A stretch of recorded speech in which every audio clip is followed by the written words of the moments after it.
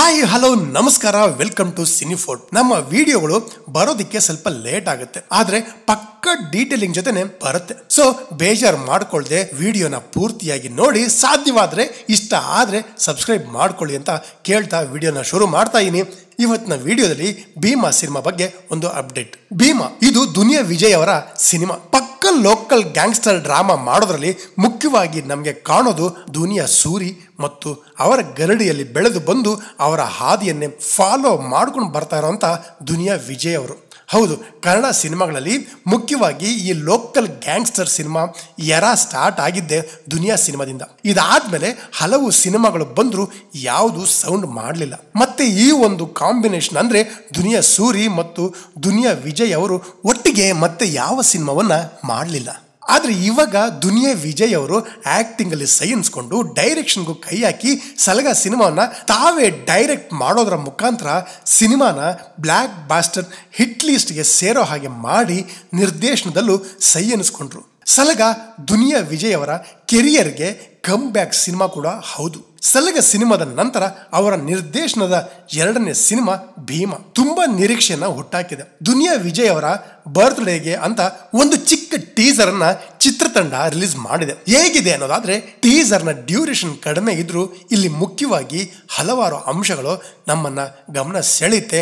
ಅದರಲ್ಲಿ ಮುಖ್ಯವಾಗಿ ಎರಡು ಅಂಶಗಳು ಅಂದ್ರೆ ಒಂದು ಪ್ರೆಸೆಂಟೇಷನ್ ಮತ್ತು ಇನ್ನೊಂದು ಅಲ್ಲಿನ ಡೈಲಾಗ್ಗಳು. ಇನ್ನ ಪ್ರೆಸೆಂಟೇಷನ್ ವಿಚಾರಕ್ಕೆ ಬಂದ್ರೆ ಅಲ್ಲಿ ನಡೆಯೋ ಕತೆ, ಅದಕ್ಕಾಗಿ ಕ್ರಿಯೇಟ್ ಮಾಡಿರೋ ಬ್ಯಾಕ್ ಡ್ರಾಪ್, ಅಲ್ಲಿನ ಲೋಕಲ್ ರೌಡಿಸಂ, ಮತ್ತೆ ಎಗೈನ್ ಸಲಗ ರೀತಿಯಲ್ಲೇ ಇಲ್ಲೂ ಕೂಡ ಚಿತ್ರ ವಿಚಿತ್ರ ಕ್ಯಾರೆಕ್ಟರ್ಗಳು, ಇದನ್ನೆಲ್ಲ ತುಂಬಾ ನೀಟಾಗಿ ಸಿನಿಮ್ಯಾಟಿಕ್ ಫೀಲ್ ಜೊತೆಗೆ ತುಂಬಾ ಇಂಟೆನ್ಸಿವ್ ಆಗಿ ತೆರೆ ಮೇಲೆ ತೋರಿಸಿದ್ದಾರೆ ನಿರ್ದೇಶಕ ವಿಜಯ್ ಕುಮಾರ್ ಅಲಿಯಾಸ್ ದುನಿಯಾ ವಿಜಯ್ ಅವರು.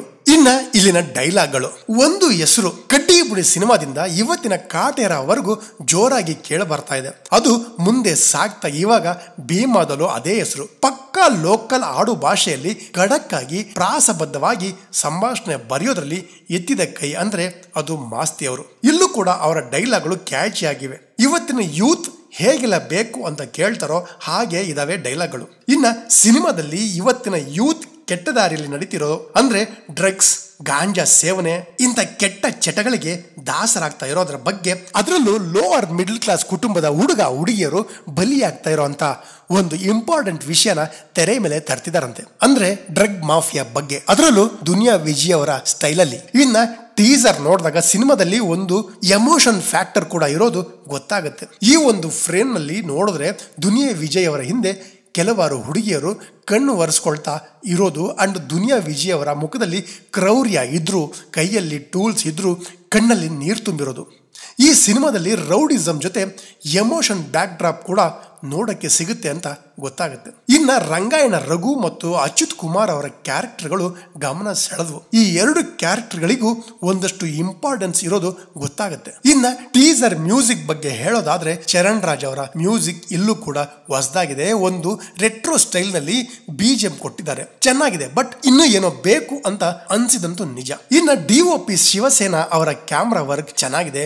ಫ್ರೇಮ್ಗಳು, ಲೈಟಿಂಗ್ಸ್, ಕಲರ್ ಟೋನ್ ಎಲ್ಲವೂ ಒಂದು ಅಂಡರ್ ವರ್ಲ್ಡ್ ಸಿನಿಮಾಗೆ ಹೇಗ್ ಬೇಕೋ ಹಾಗೆ ಕಟ್ಟಿಕೊಟ್ಟಿದ್ದಾರೆ. ಅದರಲ್ಲೂ ಈ ಎರಡು ಡ್ರೋನ್ ಶಾಟ್ಗಳು, ದೇವಸ್ಥಾನದ ಎಂಟ್ರಿ ಶಾಟ್ ಮತ್ತು ಈ ಲೈಟ್ ಕಂಬದ ಮೇಲಿಂದ ತೋರಿಸಿರೋ ಚೇಸಿಂಗ್ ಶಾಟ್ ಕ್ರಿಯೇಟಿವ್ ಆಗಿದೆ. ಇದಿಷ್ಟು ಭೀಮಾ ಟೀಸರ್ ನೋಡಿ ಹೇಳಬೇಕು ಅನ್ಸಿದ ವಿಚಾರಗಳು. ನಿಮ್ಗೇನ್ ಅನಿಸ್ತು ಕೆಳಗೆ ಕಮೆಂಟ್ ಅಲ್ಲಿ ತಿಳಿಸೋದನ್ನ ಮರಿಬೇಡಿ ಅಂತ ಹೇಳ್ತಾ, ವಿಡಿಯೋ ಇಷ್ಟ ಆಗಿದ್ರೆ ಸಬ್ಸ್ಕ್ರೈಬ್ ಮಾಡಿಕೊಂಡು ನಿಮ್ಮ ಸ್ನೇಹಿತರಿಗೂ ಶೇರ್ ಮಾಡ್ತಾ ಸಪೋರ್ಟ್ ಮಾಡಿ ಅಂತ ಕೇಳ್ತಾ, ಮತ್ತೆ ಸಿಗೋಣ ಮುಂದಿನ ವಿಡಿಯೋದಲ್ಲಿ.